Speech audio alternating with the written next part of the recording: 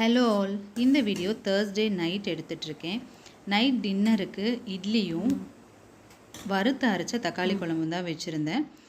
Erode side வந்து இது ரொம்ப ரொம்ப ஃபேமஸ். இது இல்லாமல் டிஃபனே இருக்காது. இது கூட தேங்காய் சட்னியும் இருக்கும்.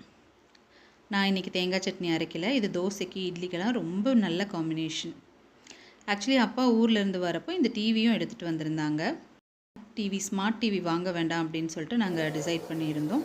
ஏன்னா ஏன் ஒர்க்குக்காக நான் இங்கே வைஃபை போட்டிருக்கேன். ஸோ ஸ்மார்ட் டிவி வாங்கினா பசங்க யூடியூப் பார்ப்பாங்க அப்படிங்கிறதால அது வேண்டாம். இந்த டிவி வந்து நாங்கள் சென்னையில் இருக்கிறப்ப யூஸ் பண்ணது.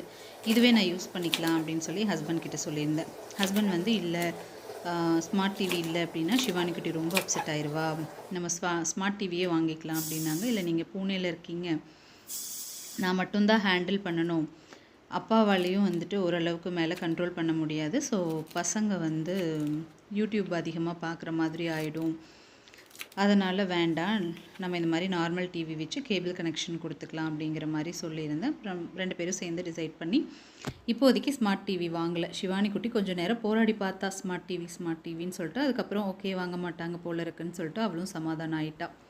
அடுத்த நாள் பசங்களுக்கு லஞ்சுக்கு நான் வெண்டைக்காய் சாதம் தான் பண்ணியிருந்தேன்.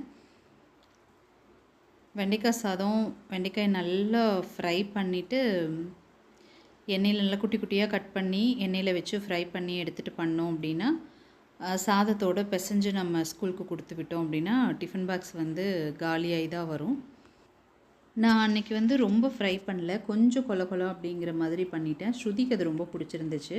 ஆனால் சிவானி குட்டிக்கு வந்து இன்னும் கொஞ்சம் நல்லா ஃப்ரையாக இருந்தால் தான் பிடிச்சிருக்கும். அதனால் அவள் அம்மா எனக்கு வெண்டைக்காய் சாதம் பிடிக்கல அப்படிங்கிற மாதிரி சொல்லிட்டா. பட் ஆனால் அவளுக்கும் அந்த இன்னும் கொஞ்சம் கூடுதலாக ஃப்ரை ஆகி அது மிக்ஸ் பண்ணி கொடுத்துருந்தேன்னா அது ரொம்ப பிடிச்சிருக்கும்.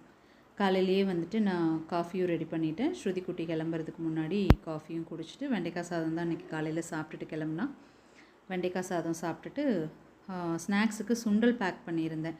2 ஸ்நாக்ஸ் பிரேக் இருக்குது இந்த ஸ்கூலில். ஸோ மார்னிங் ஸ்நாக்ஸ் பிரேக்குக்கு சுண்டலும், ஈவினிங் ஸ்நாக்ஸ் பிரேக்குக்கு எக்கும் பேக் பண்ணி கொடுத்துருந்தேன்.